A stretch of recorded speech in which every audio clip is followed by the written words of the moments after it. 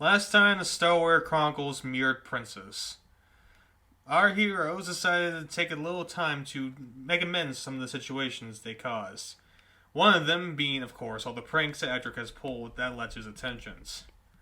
As Edric was doing this, he met this one random girl who wanted to get some sort of revenge from him and also find a Dragonel medallion named Eileen. Though they had some animosity to each other, eventually they managed to get out of their situation by having them have an agreement to go find Magonian Treasure. While this was all happening, Dragonel was trying to find a place to hide his Dragonel medallion and managed to find one in a place that is sacred to him. Now, all that being said, their sights set for the Earth station that has the container inside it, and they will hopefully find the Magonian Treasure. Episode 4, Overload Unleashed. Back at the cruise, it was a little chillier than the day before it, mostly due to the wind. The seas were calm, but that still didn't stop Edric from being annoyed. Though his friend Dragonel was there to support him, nothing really changed his mood. I'm actually surprised you know where this place is at. I figured Dad kept it secret from you. Edric just hung over the edge as some of the water splashed up to him.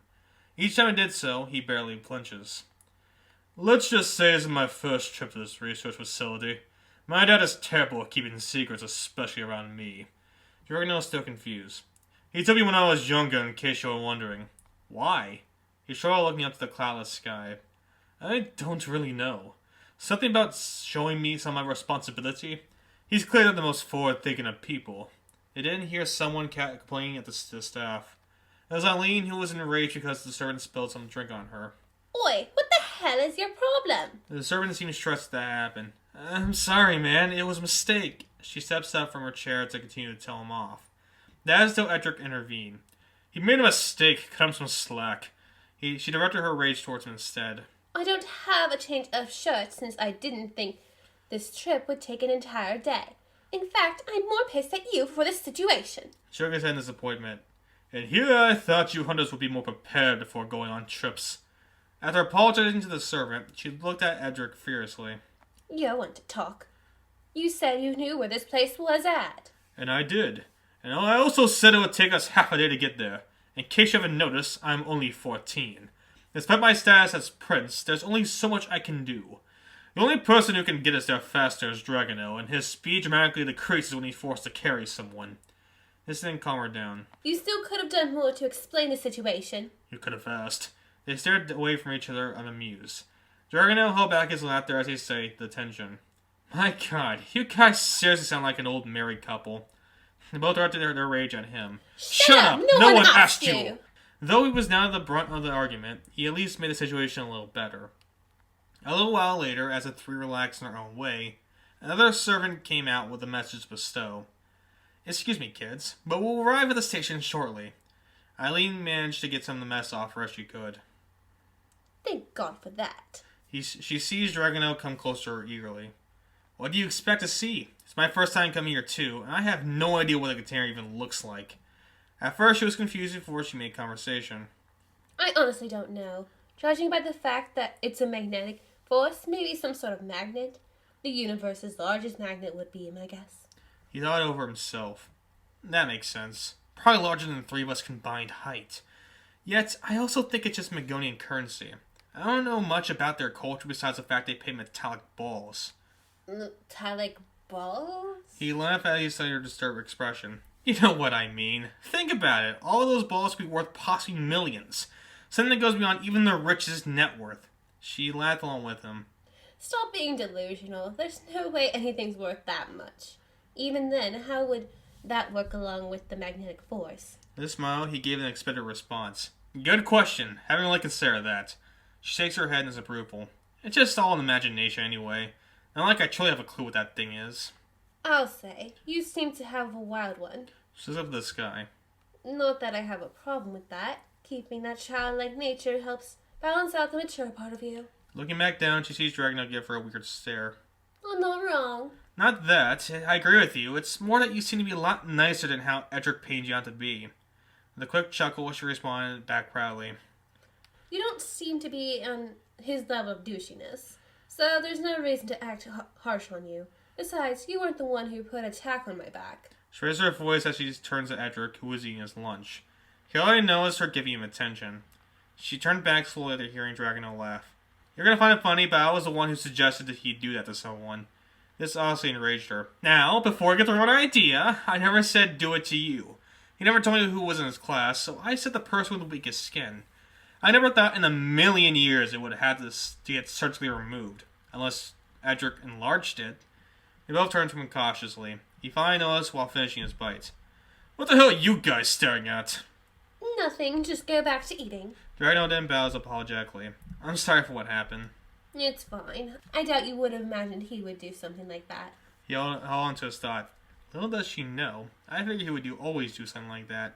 But for my sake, I'll keep it to myself. And the day kept going on by. The research station was middle of the Atlantic Ocean, so it made sense. Anto kept waiting on the surface as he expected their arrival. And Titan was there with his usual plate of cookies. I'm positive those things have gone stale at this point. Not the way I baked them, sir. He shook his head in denial. Do you think it's a good idea for him and his friends to come here without his father's permission? Anto rubbed his eyes to keep himself awake. He said it'll only be brief. I doubt anything bad will happen with the prince's visit. Besides, his father has enough to worry about. One little tour isn't going to keep him awake at night, if you catch my drift. The robot handed him over a cookie. If that's what you think, then you might as well try it out. He was about to, yet the horn made him drop into the water. Defeated, looking at the crashing waves, as the boat inched closer. Prepare yourself, they're here. Not too long after the boat fully docked, they let the ramp down as the servant made his way out first. Anto waited right at the bottom to meet him. Are they in good spirits, at least? As good as they can be. He looked up to see the three kids marching off. Edric took the lead as he caught up Eileen. What's your deal? He yet again gave her a smug smile while marching down. Bros before hoes, isn't that right, bud? Disgusted, she turned to Dragna, who followed his lead. Sorry, he has a point. She walks down last begrudgingly. I'll show him a good point. They stand in front of Anta, who studied each one half-heartedly. Starboy, what brings you here today? Just checking out my favorite cyborg. Anta wasn't amused. Also, this girl wants to see the Magonian container themabob. He turns to Eileen, who kept staring at Edric with bitterness.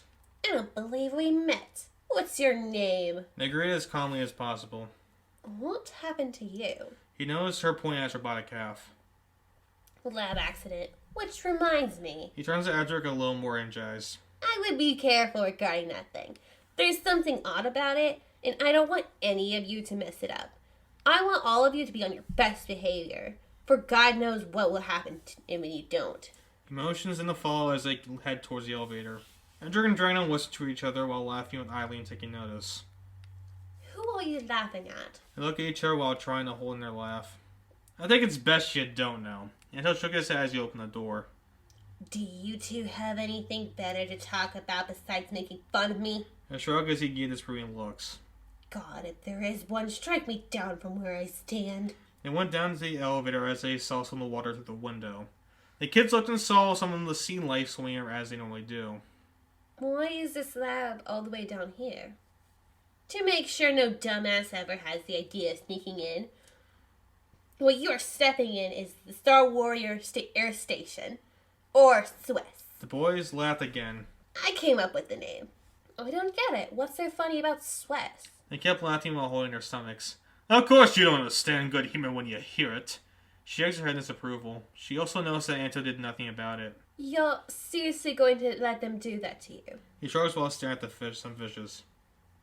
They're teenagers. They find a literal bag of shit to be funny. Hey, we have standards. Yeah, you have standards, right? The elevator stopped as they finally reached their location. They opened as they see the research station in its full view. Gordon stood a little behind the door as he took notice of them. Oh good, you finally made it. Anto quickly marches off as Moshi stared at him.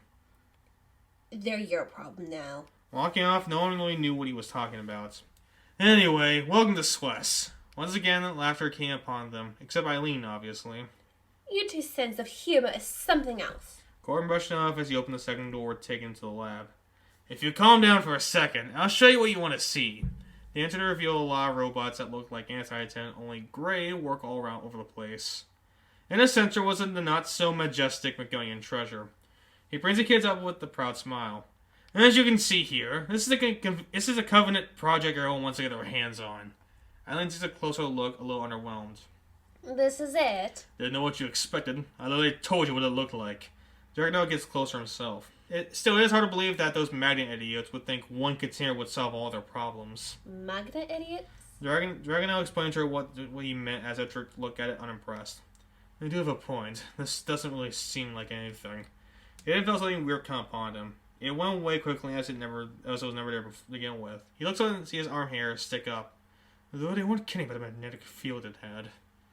Perhaps what they're searching for is in the container? She turns to Gordon for input. I wish I can see what it is, but I got nothing. And right now, until we know more about this, we have no interest in opening it. He then hands her over a paper. Oh, once we do find out, we will be more than happy to tell you. If the prince trusts you, so do we. No, we don't. I look over to Santo standing on the next level annoyed. Don't listen to him.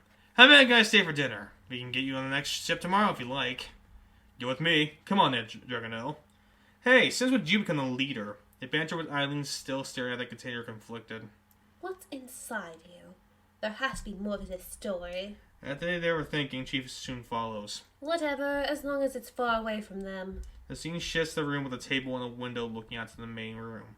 The kid is in Turkey while discussing about, well, anything interesting. So, did your father give you any insight about this? Edric shrugged as he Dragonel devoured the turkeys beside him. Like he knows anything. That's their job to find out.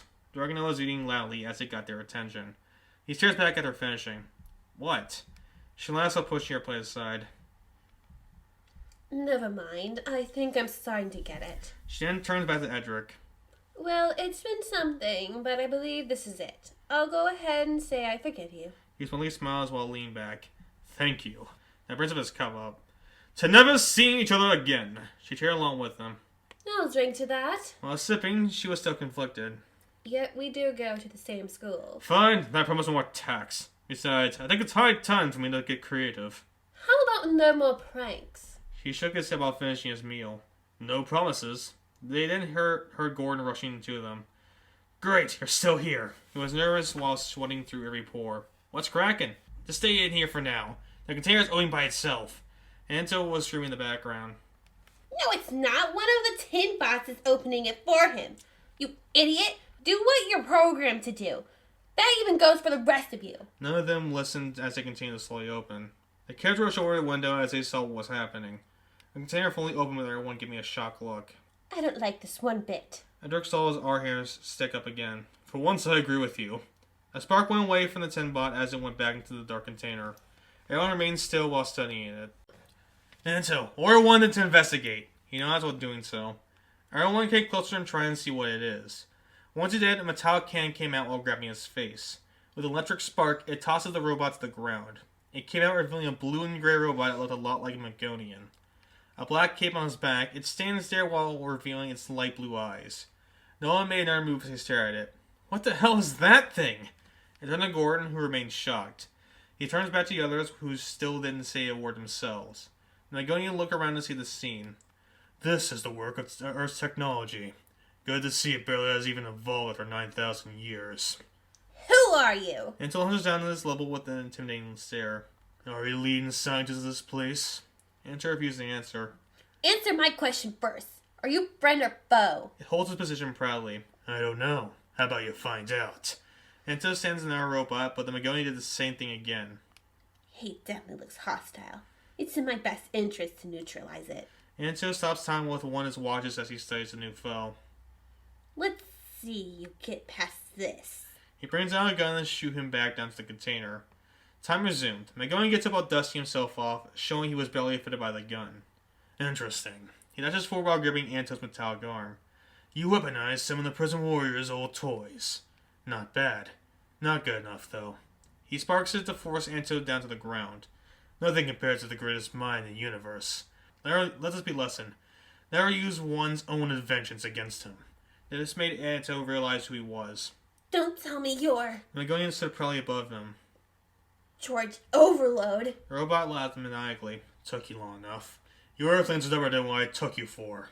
He looks up to see the kids standing there in their room along with Gordon. With sparks coming through both his hands, he lunged up to their level. Gore himself stood guard as they stared off.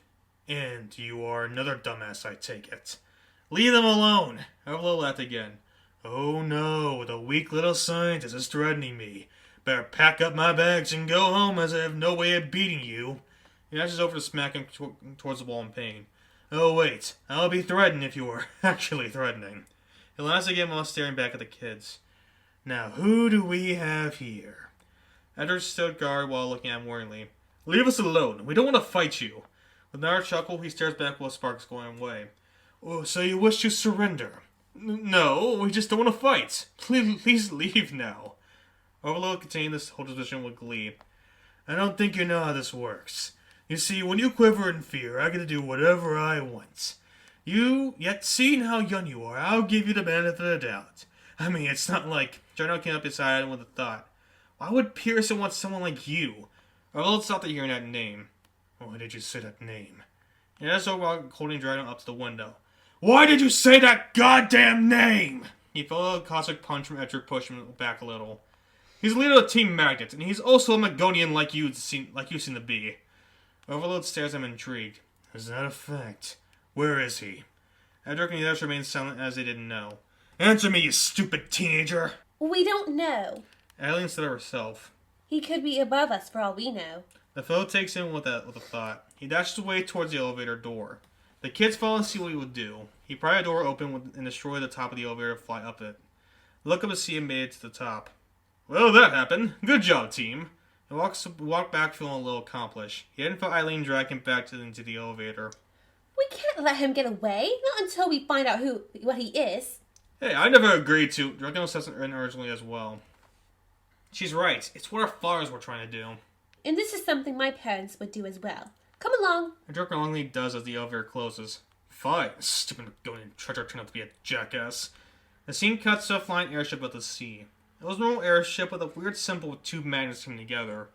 Inside it was Pearson and Darknut staying seriously as some of the magbots below them kept searching for a radar that searched for magnetic energy. I say whatever this treasure is has a strong magnetic feel to it. So something like this will get us there faster. Pearson smiled as he looked at one of the radars. Good. It'll only be a matter of time before we find it. Get ready, Darknut. For we're about to finally launch ourselves away from rock bottom. That's when one of the magbots got their attention. Darknut goes over to investigate. What is it? They point to the radar they're looking at. Darknut himself seemed shocked as the blue dot came faster and faster to their location. Did he find the field? Darknut looked back to him concerned. Come on, don't keep me waiting. What do you see? He looks towards the window to see something come up at them. Down to the water, he sees Overload dashing onto it to catch up to the airship.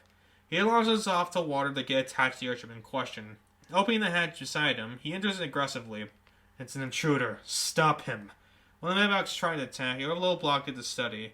He seemed intrigued as the sparks came all around it. However, instead of falling down like the 10 bots, the thing seemed to still be functional as it feels itself. What are you waiting for? The foe is unresponsive. The Magbot looks back with a smug look. You built an exact replica of who we once were.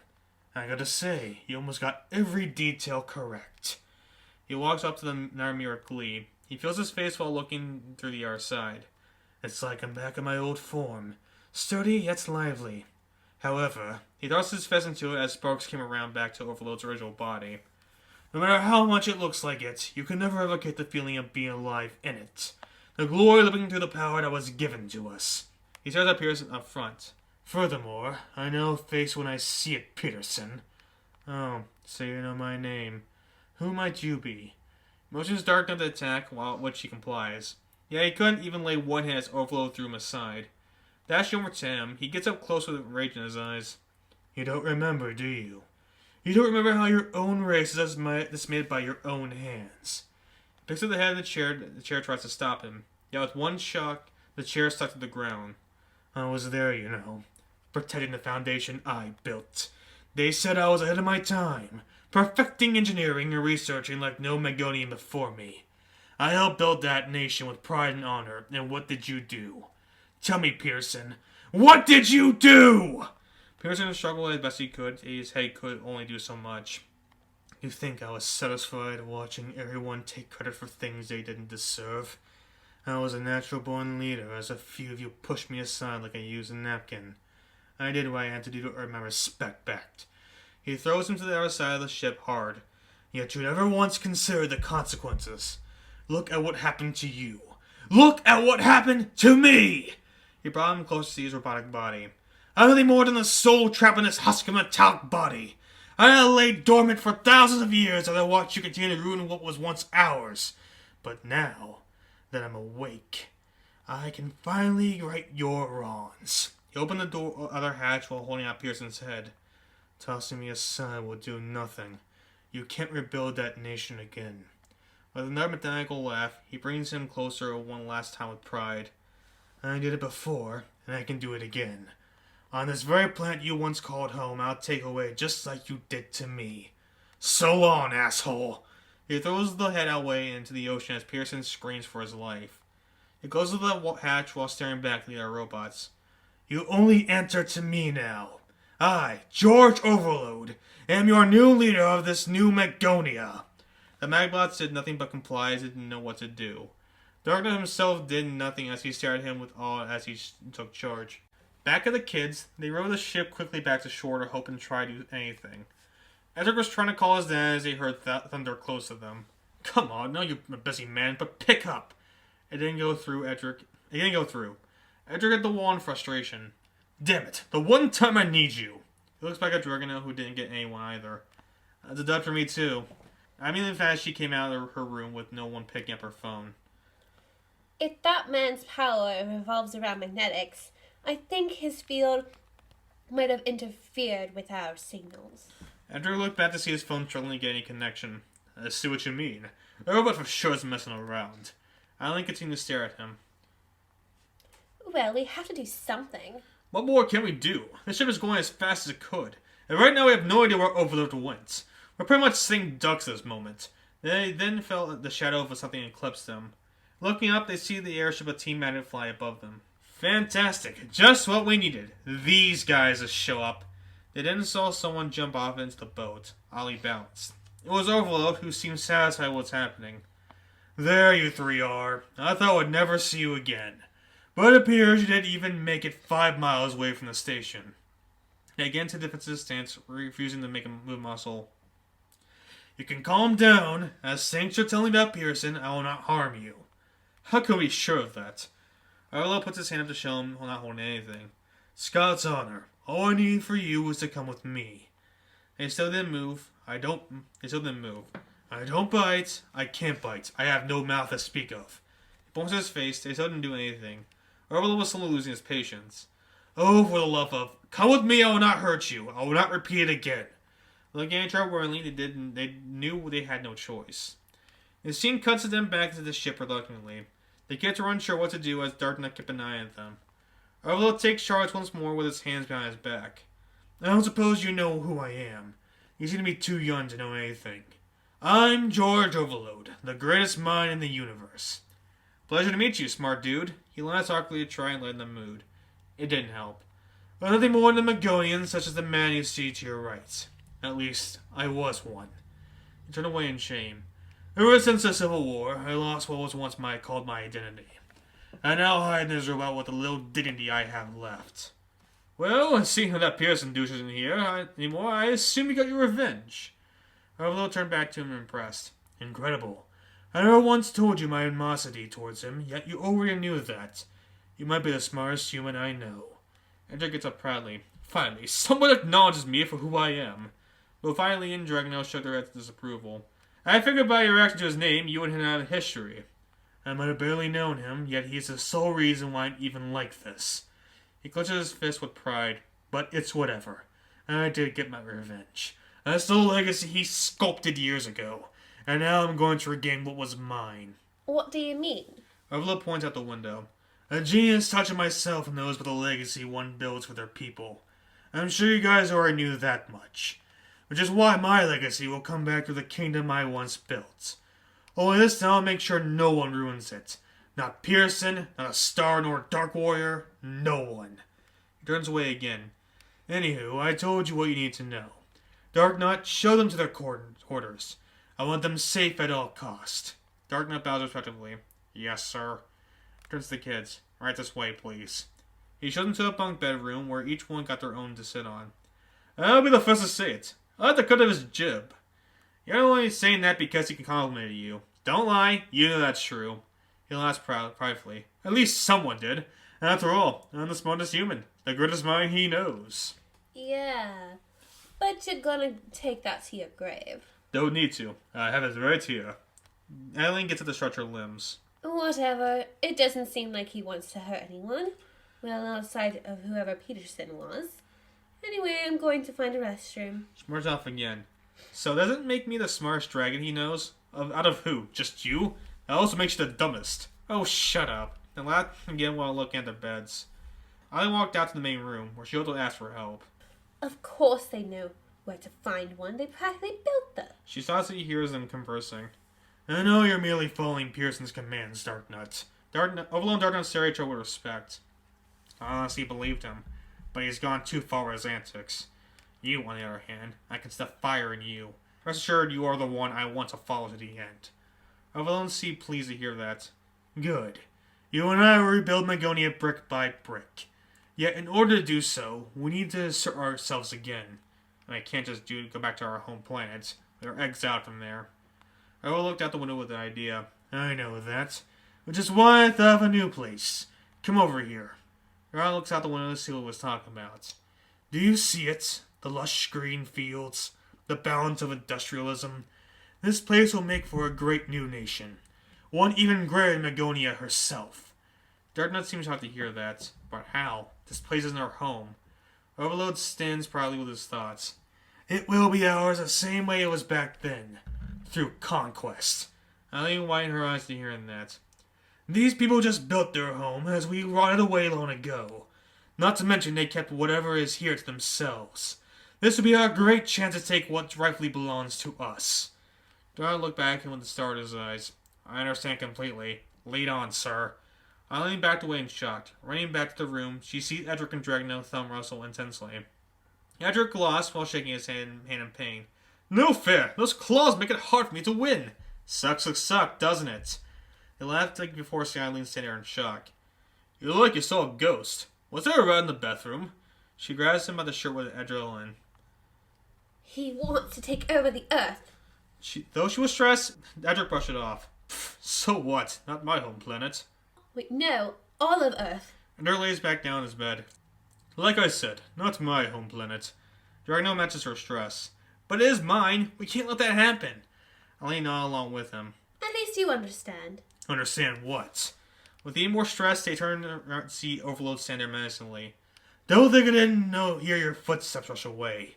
Not gonna let me do that? Don't be silly. I'm gonna make your will better. Edric walks aside with his own confidence. By making your image. Yeah, right. Everyone seemed confused as he stood off. I know your power over shit. You will not take away my best friend's home. None on my watch. Overload gets an offensive stance. So you're going to fight me? Both of them looked shocked. I'm not afraid anymore. Only if I must. After gaining their powers ready, their fight was moments away.